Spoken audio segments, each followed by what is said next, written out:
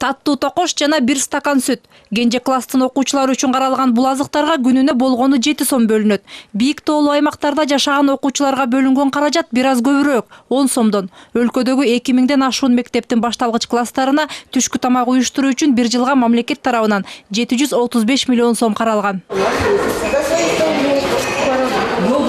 Чүй областынын Аламүдүн районундагы Лебединовка айылындагы номер 1 мектеп гимназиясында мындай арзыбаган каражатты ата-энелер жетишсиз деп тапкан. Өсүп келе жаткан организм татыктуу азыктанууга тийиш. Анын үстүнө балдардын айрымдары таң эртең жүрөгүнө тамак барбай ичпей кетип калышат экен. Мындан улам ата-энелер комитетинен мектептин жетекчилигине кайрылуу келип түшкөн. После того, когда провели родительские собрания, ата-энелердин чогулушун өткөргөн соң протокол түзүп, калоочуларга ысык тамак уюштуруп берүүнү чечтик. Ар бир ата-эне баласынын бир күндүк тамагына 40 сомдон чогултуп берет. Ар апта сайын 200 сомдон берип турушат. Бул каражат ата-энелердин тыкыр көзөмөлүндө. Биз балдар арасында чакан мониторинг өткөрүп, кандай тамак жегиси келерин сураштырып, меню түзгөнбүз. Бирок айрым ата-энелер мындай каражатты төлөөдөн баш тарткан. Мындан улам балдардын жарымы ысык тамак жесе, айрымдары компот жана таттуу токоч менен чектелет. Пока не все, это только начало. Азырынча бардык балдар ысык тамак менен камсыз боло элек. Бул башталышы гана. Биз ушул жылдын сентябрь айына чейин Бириккен Улуттар уюмунун бүткүл дүйнөлүк азык-түлүк программасына арыз жолдогонбуз.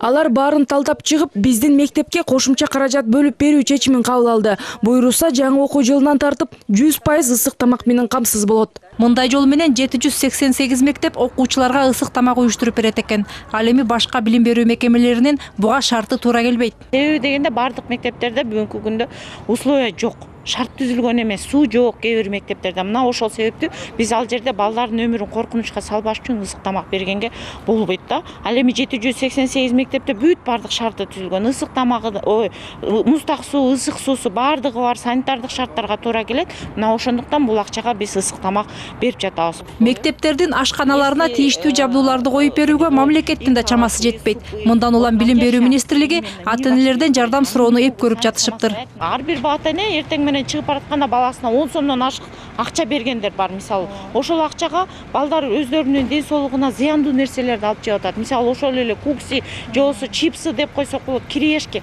Булар баланын организмине эч кандай жакшы нерсе алып келбейт да.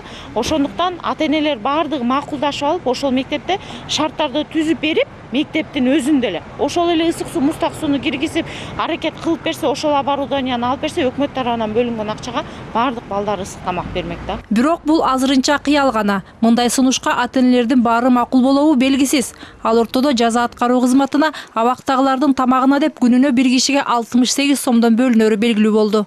Мээрим Ташыбекова, Владимир Кулбалдиев, НТС.